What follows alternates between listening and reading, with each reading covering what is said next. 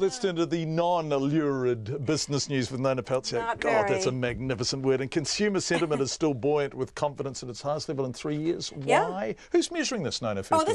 this is the ANZ Right. Consumer Confidence, actually Roy Morgan Consumer Confidence Survey. Right. They do it every month.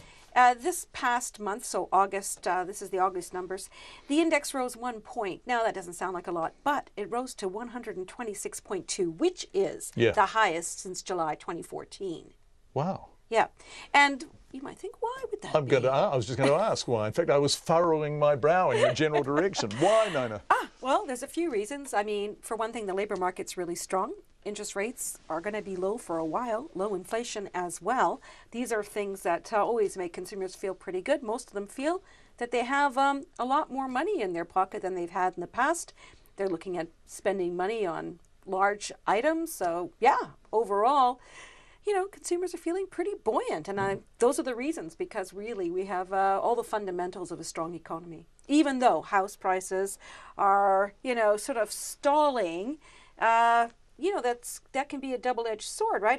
If you're trying to sell your house, you might think, oh, not so good. But if you're looking to buy, it's going to be pretty good for you, right? Right. So there you go. Precinct Properties, talking about property, has made a strong full-year profit. I don't even know about Precinct Properties. I don't think I've heard of them. You know, you probably haven't heard of them, but they've been developing the Wynyard Quarter, which is a large part of the waterfront in Auckland. It's next to the viaduct where the Team New Zealand made famous with the America's Cup. So they've been developing the properties behind that. And that's closer to the bridge, the Auckland Bridge, and that's called the Wynyard Quarter. And they've been developing that, a lot of property there. And they're developing, at the very bottom of Queen Street, they're developing this new area they're calling Commercial Bay.